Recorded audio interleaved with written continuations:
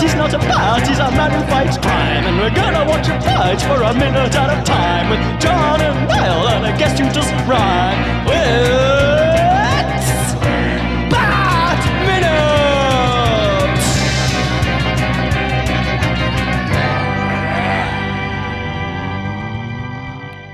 Attention, citizens of fair Gotham. Welcome once again to Bat, Minute and Robin, the show that costs a mere $10 million per episode. I am one of your hosts, John Parker. And behold, it is I, the genius co-host. It's me, Niall McGowan. Well, our listeners know that's true by now. They do. Yeah. They do. And we are joined by a very, very special guest, a first-time guest, believe it or not, waiting till season 4. We have Mitch Brian, the professor of film at the University of Missouri, Kansas City, of 007 by 7, and Alien Minute. It's great to be here. Thank you for inviting me. Hey, thank you for joining. I apologize we waited this long. We thought we thought you were too good for the show almost. That's it. Yeah, that's it. But there is a very interesting reason to get you on for this particular season, which I'm sure Niall's going to bring up. Yeah, of course. If people aren't aware, Mitch, you also were a writer for Batman the Animated Series. I was. Yeah, this is a show I think we mentioned it once or twice throughout the run of Bat Minutes, but listeners may well be very familiar with that program. I would hope so. Yeah, I know I'm probably less familiar than the listeners, but they know this by now. I come to this as a fan of the films first, and I've got into the other stuff later. So I've seen some of the things because Niall sends them my way, like bone up on it for this season. Yeah. But yeah, so I believe you also helped to write the show Bible and everything, Mitch. Like you were heavily involved at the beginning. Yeah, I was there at the beginning, which is wonderful, and was one of the writers of the Writer's Bible, and was in on a lot of the early creative decisions and choices of how we were going to do the show, and it was wonderful. I'm really, really happy that all happened the way that it did. The three episodes credited you in terms of writing as On Leather Wings, which is like the first episode, essentially, of the first episode that aired, like season 1, episode 1. The Man-Bat episode. POV, which is the sort of Rashomon-ish, episode that came from the perspectives of detectives, Bullock, Montoya, etc. And of course, the episode Bane, which is about the character called Bane. I never would have guessed. Yeah. I have to say, though, as well, Mitch, is like rewatching like on Leather Wings, it's like, sometimes a show sort of takes a while to find its feet. And like, as it goes on, they get to where they need to go. And you come in, that episode for like a season opener is about as good an episode of Batman the Animated Series as it gets. It's sort of perfectly encapsulates what the show is. It's just like, that is just really, really stands the test of time. So yeah, that was the idea, to try to check as many boxes as we could in terms of just laying out what we wanted the show to be. How did you get involved with the show in the first place? Were you like a big Batman fan coming in? Well, I was, but not like you would expect. I was really good friends with Bruce Timm, and so Bruce and I had been working on some other scripts together, and we'd made some films together, and we were very close. And so when the opportunity came for him to do the show, he asked me if I would help, and I was really just thrilled to be able to do that, because we had talked for years about, what's the perfect Batman, and we were both really impressed by Batman Year One, as I think a lot of people were, because I think that you can see in Batman Begins that there's a lot of Batman Year One at work there as well. And so, it was a great right place at the right time with the right friend to be asked to come in and start building it from the ground up. Well, it seemed to have good results compared to, a lot of people don't like the Schumacher movies around that time. So there's that alternative that a lot of people gravitated towards. Yeah, I think that Batman at this point is ultimately always reactive, because there are so many different versions of him. He's like Hercules or something, so everybody has their take. And there's no doubt that Batman the Animated Series would not have happened if the 1989 Tim Burton Batman had not been such a big hit. And so, everything informs the choices that happen. And I'm sure that the Christopher Nolan Batman movies wouldn't have happened if the Joel Schumacher movies hadn't preceded it. So it's just kind of like the James Bond series, where there's this constant back and forth in terms of tone. How down to earth is it going to be? How fantastical is it going to be? And he's this elastic character that he's a lens that you can look at everything through. So that certainly is the case with the episodes that I wrote. As you said, one was a reflection of Rashomon. The Man-Bat episode was a very clear, planting a flag to say we're going to work within this kind of 30s style, pulp style. We want to have an element of the fantastic. So again, we were staking out our territory. And the studio, of course, had certain things. They wanted the Batmobile to look like the Batmobile from the Tim Burton movies. And so there was an interesting game that you're playing. It's its own genre. It lives outside of genre. And it dictates so many of the choices that you have to at least acknowledge. If you're not going to go with them, then you have to say, no, I'm going to go this way. And then even with, obviously, with Bane, it was a complete reaction to the fact that the comic book had just recently had Batman's back broken by Bane. And we thought that was ridiculous. And thought, who is this? Of all the people that are going to lay Batman low, it's going to be this luchador. And and with, all love and praise to luchador movies, but we thought it was sort of ridiculous. And you can tell when you watch our episode that we're having some fun with that whole idea. And then they get Henry Silva to do the voice, and that was just absolutely thrilling. That's the thing I love the most about Batman, though. I'd never thought about the comparison there with James Bond, but yeah, everybody has their own take on it, their own twist. Like, this is my Batman, this is your Batman, and you don't have to like them all. That's fine. That's okay. Yeah, exactly. Oh yeah, I haven't actually said what minute we're doing because we went off on a wonderful tangent. Let me just say it's minute 19, people, and it starts with the hubris of man, and it ends with basically the same, the hubris of man. and we just missed the pop-up body bit, where the body inflates. Yeah. What do you make of that? Because we were minute. saying how we thought that still looked great. Man, no kidding. It looks amazing. It is really, really an impressive effect. It is, isn't it? I was very surprised because there are some effects in both the Schumacher movies where you think, that's very 90s. That doesn't hold up. But that looks cool. And I assume you guys mentioned the little what looks to be a stop-motion animated lizard yeah, the on chameleon. frame left when they first show the establishing shot. And I thought that was really charming, too. I confess, I don't think I ever saw this movie. I think I've seen clips from it. I know I've used clips from it because I teach Batman in my film adaptation class. So I show some other clips from this film, but I don't think I'd ever sat down and watched it start to finish. And I was fascinated by it. Oh. That's the thing. I don't even know if it's a movie. It's an experience. Yeah, it is. It's an experience. It's so funny. Yeah, exactly. It's, what the ice capades are.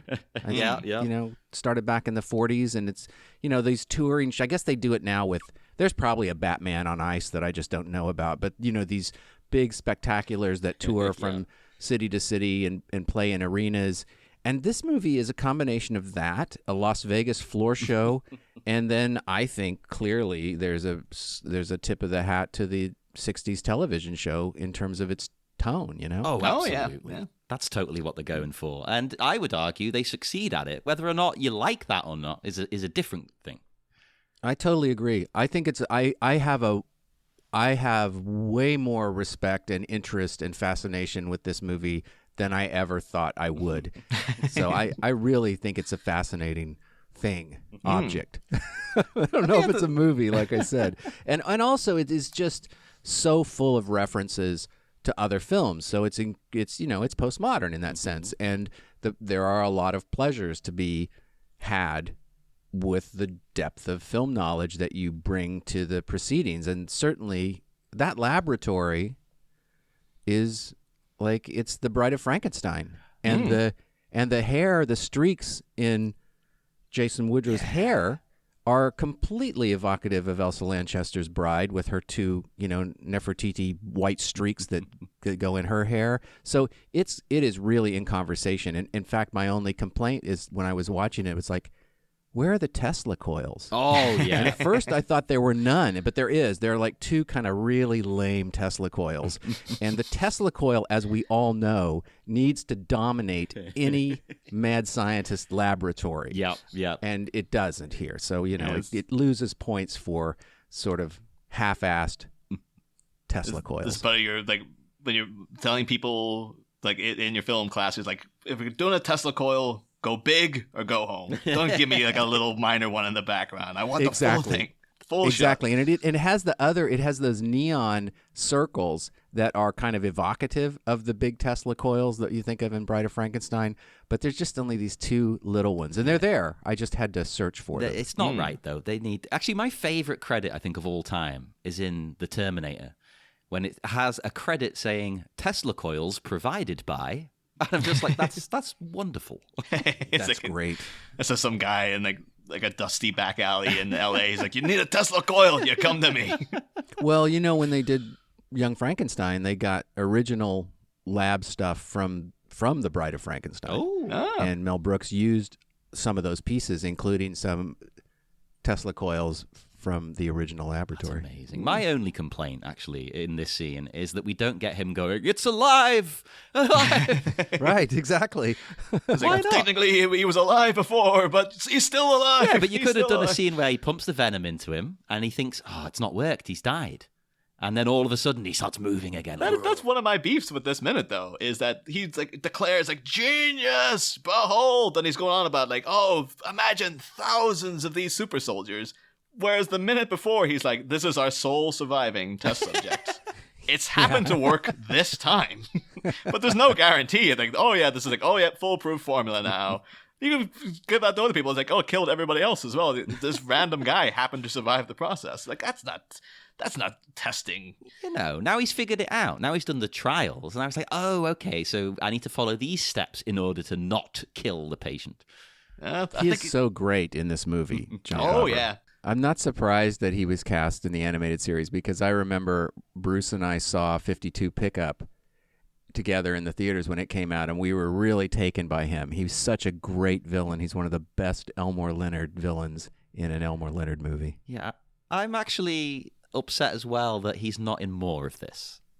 Yes. You could bring him back. He could even be the Floronic Man if you want. This seems like in a modern day movie, like in a Marvel movie, that would be, he wouldn't be dead from that kiss. That would be like a setup, like they did in the Incredible Hulk movie with Ed Norton. They had the formula dropping on Tim Blake Nelson's head, and he was Samuel Stearns, who will go on to be the leader. And you were sitting at the time like, oh, I bet you the next movie you're gonna get the leader as a bad guy, and they never paid that off. But like, there would be definitely nowadays there'd be a post-credit scene of like, oh no, Jason Woodrow lived, and he's, he is now half man, half plant and stuff. Yeah, this multiple villain thing that just keeps expanding.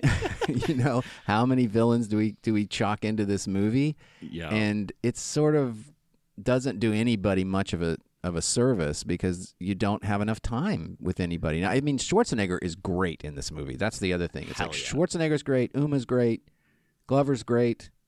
I think that Batman and Robin both stink, but Alfred's great, Batgirl's great. So there's a lot of really wonderful performances and people that are really selling it. And I always felt like both clearly O'Donnell, and then even though he, back for a second one, and definitely Clooney are just kind of out of their depth. Yeah, Clooney doesn't even seem like he's trying. No, he seems like he is. It seems like he, like, considering it's supposed to be like a star-making turn for him, it seems like the guy's not even like tuned in to what he's doing. Like, he's still the old head bobbling George Clooney. I don't know if you heard that interview where he told David Letterman that Spielberg said to him, if you would keep your head still, you were going to be a big movie star. and listen, credit to Clooney for saying that, telling that story, because it's not the most flattering story. but he's still kind of he's still channeling a lot of acting through moving his head, and he's just kind of not, he's just not there yet, you know? Yes. I wonder if that's what led him to play Batman, though, where he's like, if I just had a role where my head was fixed in some sort of like... Well, he gets some help, doesn't he, with that suit? But, you know, here's the other thing that's so interesting about Clooney's career. And I think that, and this, you see this a lot with Warner Brothers specifically, more than any other studio, where they do seem conscious of a kind of star mold that precedes whoever slips in. And so I've always thought that Mel Gibson was going to be their Errol Flynn. Mm-hmm. You know, they had him kind of pegged for a certain kind of film. And if Errol Flynn were making movies today, he'd be making Lethal Weapon kind of movies. He wouldn't just be swashbuckling movies, because he made Westerns, you know, and I think that with Clooney, it took him a while, and maybe took the studio a while, to figure out what his archetype is. And I think he's Cary Grant. Oh, yeah, I can see that. That's a good call. The same way that Tom Hanks is Jimmy Stewart. Yeah. It's like America's uncle, essentially. Yeah, everyone just exactly. likes Tom Hanks. You're like, oh, he's nice. That's a find very disturbing if someone says they don't like Tom Hanks. You're like, what's your problem? Like, Yeah, really. Not what is the matter with him. What's the matter with you that you don't like the guy?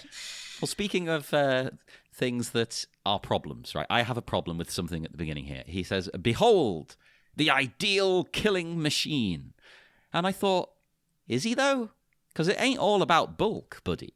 Like, you want an army of these guys? Like, they need to at least have some kind of smarts. You've not even seen him kill somebody yet. Like, how do you know? Like, you don't know how messy he is? What do you mean by ideal killing He's machine? muscular. It's like, well, okay, that helps, but I think there's a bit more involved. Like, in cinematic terms, you say the ideal killing machine, actually appropriate enough for you being here, Mitch, to another project you're involved with. The Xenomorph from Alien is like, it's a perfect organism. That is a perfect organism. killing Not a machine. lot of personality, but perfect organism. That's Yeah. true. But see, it's clever. Well, I mean, you could argue it's not. In the first movie, at least, it's clever. Yeah.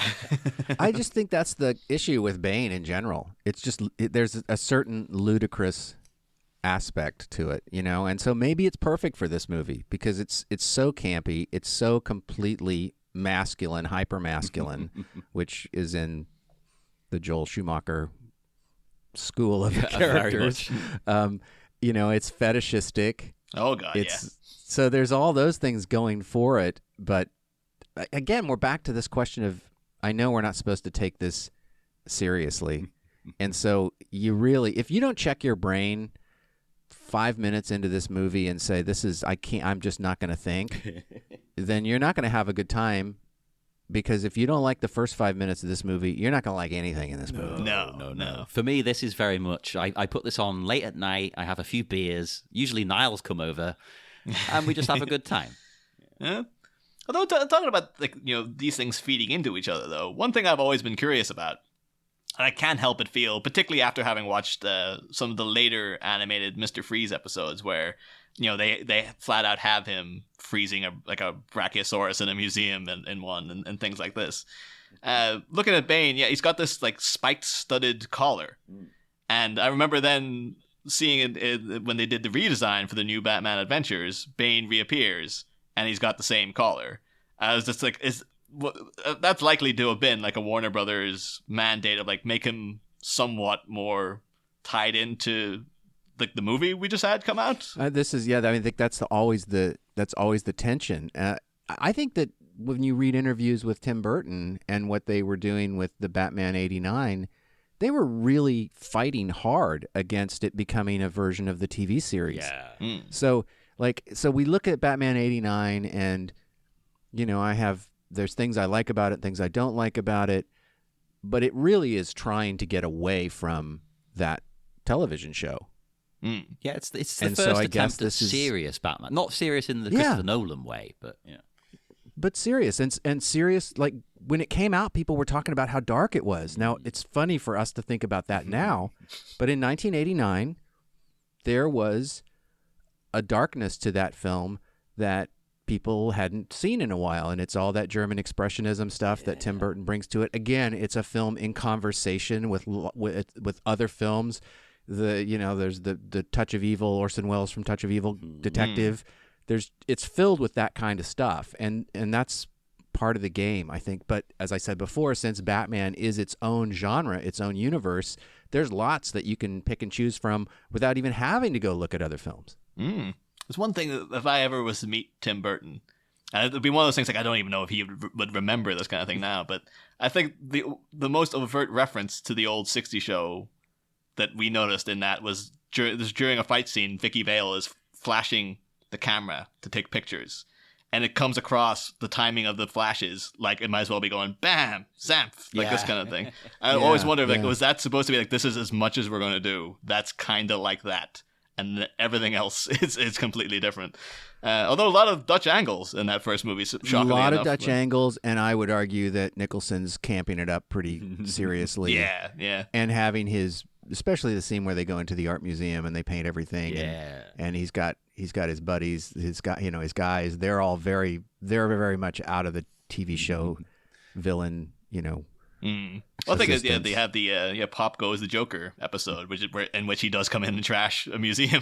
So that again would be another very overt, like, yep, we're taking that from it, but that's as much as we're going to do. My biggest memory of recording that first season, Niall, is you mentioning every Dutch angle.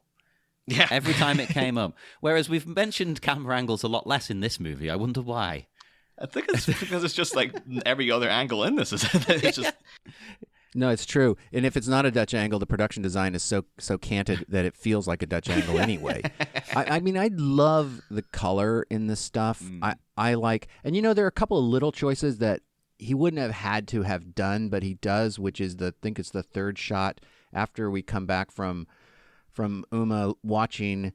There's a handheld shot that kind of comes around behind a piece of machinery as he's making his speech, and it gives it I think anytime you move to a handheld camera away from a static camera, it brings a psychology, it brings a realism to the proceedings that we lose today when everybody seems to be just operating handheld on every movie all the time. Constant. And so a nicely placed 2 or 3 second handheld, and 2 or 3 seconds is all you're going to get because of the way this movie's cut. It just brings a little extra space to the thing. I would love to have been able to walk on those sets. I have friends who worked with Schumacher on several movies, and had I had any idea the scale of some of those sets, I would have done anything to walk on them just to sort of see what it felt like to be in that space. Oh, it would have been amazing. Something else I do like is when he says, "I call this little number Bane of humanity." Now that is cool. Yeah, just wondering like how many there's like a million other of these guys like got a pile outside. Like I call that one affliction. And this guy was trouble. But this one's Bane. Yeah, there you go. Yeah, he'll run out of names quite swiftly, but I thought that was fantastic. Now, again, I'm not the comic guy. That's you, Niall. Is that the origin of his name in the comics? That he's the Bane of humanity, or is he just the Bane of Batman? Or no, everything about Bane's backstory is quite strange. Like, a lot of comic book characters' backstories are quite strange, but Bane's, as we alluded to last week, this whole business of, he's Javert almost, and the fact, grew up in a prison and was having to serve his father's life sentence and stuff like that. And the reason he goes around getting the name Bane, for like the first 10 odd years of his life, I think he's just referred to as the Nino amongst the prisoners. Which is just the boy. Which is very Simpsons. He goes, the boy! But I think at one point then he gets almost attacked, almost assaulted by a prisoner in there. And then he's, separated, and he's very traumatized by this. And then Bane, or the Nino, has a vision of his future self, where he sees, like, he has a full-blown vision of adult Bane. And saying, like, I am you in the future. You will be like a paragon of humanity. You will be the ultimate warrior and all this kind of stuff. After that, Bane goes out and kills that prisoner who threatens him. He's still 10 years old. Doesn't show you how he killed him because the physical like how that would work is I have no idea. But after that, then the warden does say, "It was the boy. By God, he's turned feral. I will not have such abominations in my prison. He is a bane to everything holy." Oh, okay. I don't like that as much. Yeah, and it just has then the narrator, who's one of Bane's henchmen, says like, and so he was named. But it's just weird that like, oh yeah, for 10 years they just didn't even give this kid a name until eventually like, oh yeah, Bane. I guess that one. That'll do. I actually prefer it in this movie. Then I like that he's the Bane of humanity. Yeah. Well, we've internationalized him too because he's not coming from some Central American or South American prison. He's and the bidders are all international, standing up there.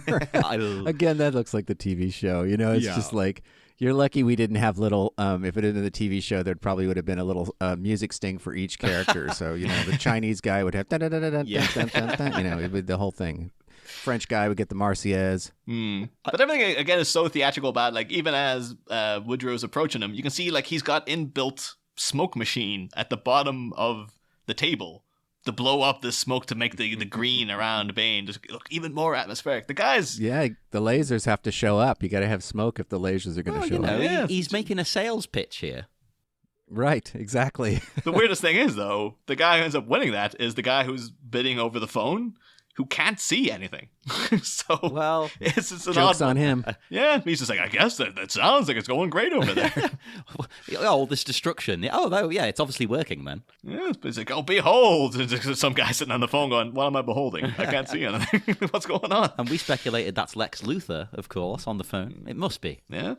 It could be like Lex Luthor, could be Rainbow Raider. You never know who could have ended up buying Bane. But now I thought as well the bidding starts at 10 million, which, considering what he's offering with this chemical, that's low. Is it like listing something on eBay for £1 or $1, you know, but expecting it to shoot up at the last minute? Is that his approach? Oh yeah, I'm pretty sure he's of the mindset like this is going to go up to $1 billion. Yeah. But like it would be really devastating if it was just like a mere 10 million. Like one guy's like, oh, I guess I'll take 10 million. No one else interested? No. Just for this guy, or how much venom comes with it? That's a good point. He doesn't. Can we just buy the venom and take that home and give it to our dog or whatever? Yeah, is it one use or is it the recipe? It could be like much like McDonald's or Coca-Cola. Franchise. It's like, well, you can't give away the formula because that's like I could make $1 billion off this. But if I was to keep this secret for myself, and everyone has to come through me to get it, I can make $100 billion, over the next couple of years. So it's a very, very abhorrently capitalist viewpoint that Jason Woodrow is taking on. But if you can see your opportunity to make money, man, like I guess go for it. Well, yeah. But yeah, so. We got Bane of humanity, and of course, Bane o' humanity of the Newport of humanity. And I make that joke every season. I'm going to keep making it. And I laugh every time. Bidding starts at a mere 10 million, and then Turbo, show off for daddy. Which is, again, there's so many elements of this. Like we were talking last week about how Rocky Horror all of this is.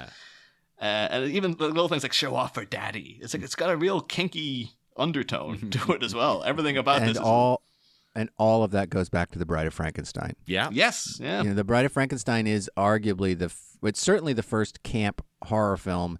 It may be the first camp movie. Period. Well, he slips a lot of sort of undercover kind of gay themes in there as well. Oh yeah. Which I mean, there's a lot of gay themes in this. They're not so undercover. But in The Bride of Frankenstein... Dr. Pretorius is described as a very queer gentleman. Yeah. Right, when he shows up. And it's all about creating and clearly life. something... Yeah, something went on with Dr. Frankenstein and Dr. Pretorius back in medical school that nobody wants to talk about. Yeah. It's a lot more subtle than the themes in this, but, they're linked in that kind of aspect. And also, Niall, actually, come to think of it, I hadn't thought about this till just now. We keep saying how toyetic the movie is. Having a big goddamn turbo button on his chest. That's like something a toy would have that you can slap as a child. It's such a 90s phrase as well, turbo. Yeah, like on your... Street Fighter Turbo. And like, oh, it's Turbo Turtles. And like this, they got, they all got pink headbands this time for some reason. And it's a fatal mistake, though, hitting that turbo button, because he's trying to show Bane off. And it pumps even more venom into him. That's a stupid move. He's already too powerful, and now it's escape time. Well, these guys have always gotten in over their heads whenever they get into one of those laboratories. They think they've got it all figured out, and then they forget that there's a lever on the wall that you can pull that'll blow the whole place up. So it's just they're not called mad scientists, for nothing. Yeah. But should ask though, Mitch, like when you came along to write the Bane episode, was it a matter of like they were handing out assignments and you just happened to get that one, or did you put up your hand and like, yes, I want to cover that character? I had been away from the show for a while, and then I think Bruce called me and said, "Would you want to do this one?"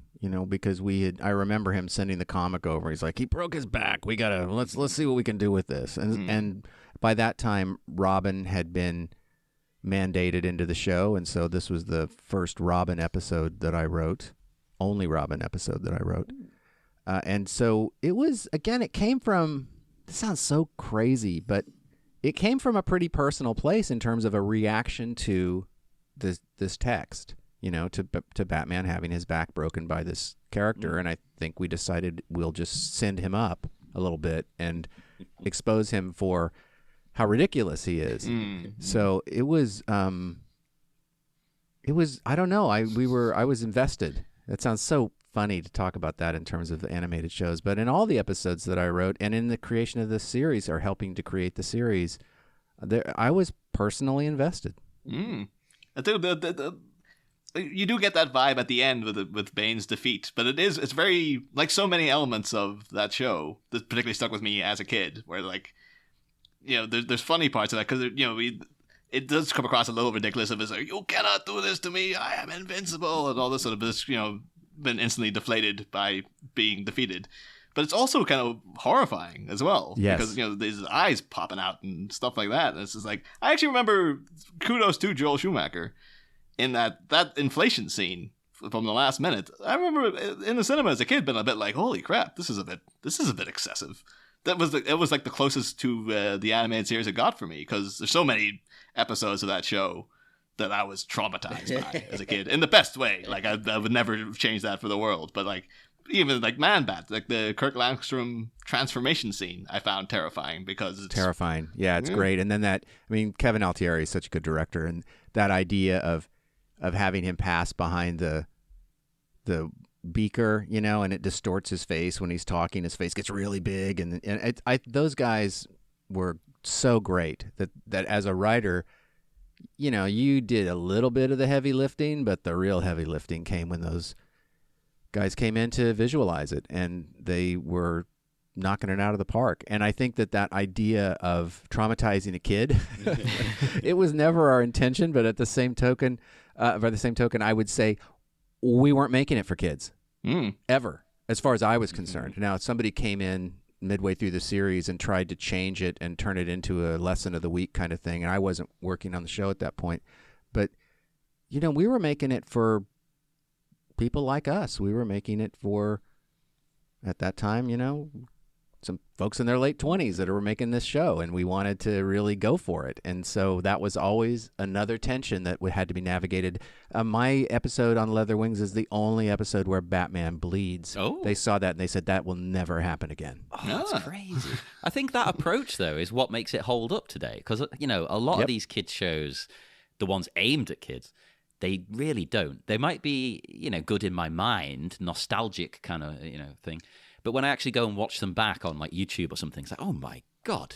There was one. We watched going through all the Poison Ivy episodes, and the episode of House and Garden. I'd forgotten what the actual twist is at the end, and then when it's revealed, like, oh yeah, she's growing babies that then turn into adults, and she's had this guy trapped in this thing, and has just been like pumping him basically for his DNA. Even like at 33, I was like, "Oh my God, that's horrible!" Yeah. Like, it's... yeah. And that was those guys had to battle the censors all the time. What can you get away with? What can you sneak past them in terms of design? Does that really look like what I think it looks like? So, and you can say, no, it doesn't. Get your mind out of the gutter. What's wrong with you? I think it's even things like in the Harley and Ivy episode. At one point, the Joker's saying, like, "Oh, haven't you been busy, little beavers?" And you're just like, is this the illusion of these two living together that I'm thinking it is? And of course, now since that has become flat out canon within the show and stuff, within the comic lore of Harley and Ivy. So. Well, this was a major step forward in taking this stuff seriously. Not Batman and Robin, but the animated series. And if you look at what happened to Renee Montoya as a character who started on the animated series and who, she was gay, she became an alcoholic, then she became the Question. I think that this stuff started to grow up with Batman the Animated Series, and that is simply because the fan base had also grown up and were way more comfortable with this stuff than a lot of people were. I mean, I think that was, it's Revenge of the Nerds now. Like, where are we? We're in these cinematic universes that are $100 million, $200 million productions, $1 billion industry. That didn't exist before 1989. And it really was that film, that Tim Burton movie, that tipped the scales. That it was so perfect, not only because of it was as a movie, but that's the movie that everybody had been trying to figure out how to make through the entire 1980s. Oh, yeah. How do we create this blockbuster, pre-existing, property, tie-ins, Prince does a song, it was all kind of started with Star Wars, but it really reached its zenith with that, and that became the new business model. And who would have ever thought that Tim Burton, of all people, would be the one to pull that off? It's wild to me. I mean, now it is. It's pretty amazing, isn't it? And that was, again, that was probably the right choice, because when you read Sam Hamm's script, Warren Scarron's script, I mean, they built this framework for it, and it had those dark shadings, but there was something about Tim Burton who could bring that playful German expressionist thing to the mix. Yeah.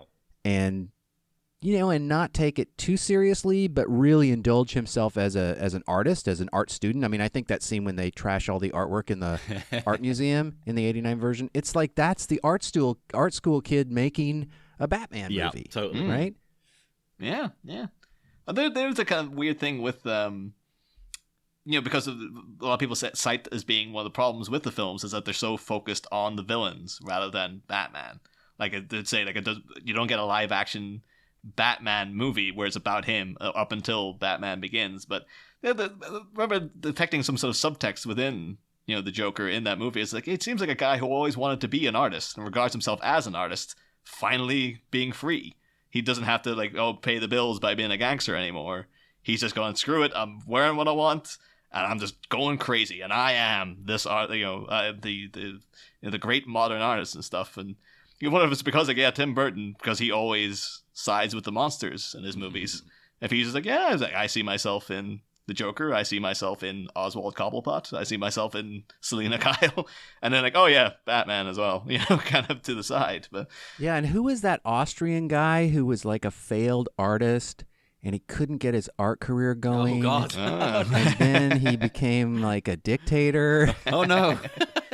If he'd only sold some paintings, can you imagine what would have happened if Mr. Schicklgruber had just sold some more artwork? Oh, I don't know. If if our listeners are fans of the game Command & Conquer Red Alert, that tells you not to mess with history. They go back and correct that, and it makes things even worse. I think that's the thing. Every time travel story is usually never works out for anybody. No. I think it's one of those things though now, because you're getting to a point of they keep showing you in the news new advances in artificial intelligence, and you're like, aren't you people paying attention to the stories? Don't do this. And eventually one day when they will, 2001? yeah, one day we'll get we've invented time travel. It's for the love of God, no, just don't do it. What are you doing? Don't do it. Don't do it. Bringing up the Terminator again. I know we're going way off topic here. We'll wrap up in a second. Bringing up the Terminator again. I still cannot wrap my head around drones, right? Because they even look like the hunter killers from Terminator. They look this. Why have you designed something that is that and looks like that? It's basically, I don't know, we're going to exterminate all humanity. Isn't it? It's like we're setting up a computer network called Skynet. Like, what? They'll do that. Yeah, I know. But that's maybe that's I don't know whether that's because we disregard movies as nothing more than popular culture, or that movies are such a deep reflection of the popular consciousness that it's inescapable. I don't know. You guys chew on that Oh, one. my Get God. back to me when you figure We it can't out. answer that. We'll go off and think about that. We'll head off into the dark, dark night. But only one other yeah. note I will just throw in though quickly is that at one point Woodrow does announce like, imagine your own private army with thousands of these super soldiers. He is doing it in a very QVC, very salesman-like voice as well. But it's just the fact that like private army, I thought these guys were like they were representatives of the ununited nations. So surely if you're selling it to them, it's just the army. It's not your private army. Unless he is exclusively talking to the mystery bidder who might well be Lex Luthor. And it's just like, well, you could have a private army. But these people over here, like Castro and and all these folks. I'm going to come up with a theory then. I'm going to say they are not representing the leaders of their nations. They are here representing themselves because maybe they want their own army for the purposes of a coup. So they're their own international force of evil, and they're really we've only got two bidders in this. Those guys and the guy on the phone. Yeah, maybe they are literally going to have an army together. Yeah. I hadn't thought of that. That could be as well, like, all those people, like, oh, those are all disguises. Like, the woman in the Soviet code, like, oh, yeah, she's from, like, South Africa. She's not from Russia. It's like, oh, no, this was actually a costume party originally. And then Jason Woodrow was like, oh, I'll show you my thing I got in the back. That's what always happens once you've had a few drinks, you've got people around, you're like, oh, let me just go and show you this weird new thing I've got. Hang on. Yeah. That's what he was actually going for. The bride. He's still partially in his Bride of Frankenstein cosplay. And he's like, oh, by the way, man. There's just missing a scene of Pamela Isley going, what's happened to your hair? And where the hell was my invite? I love it. I'm going to be thinking about that until we come back on Wednesday. We will head off now. Mitch, would you like to tell people where you can be found online or promote anything you like?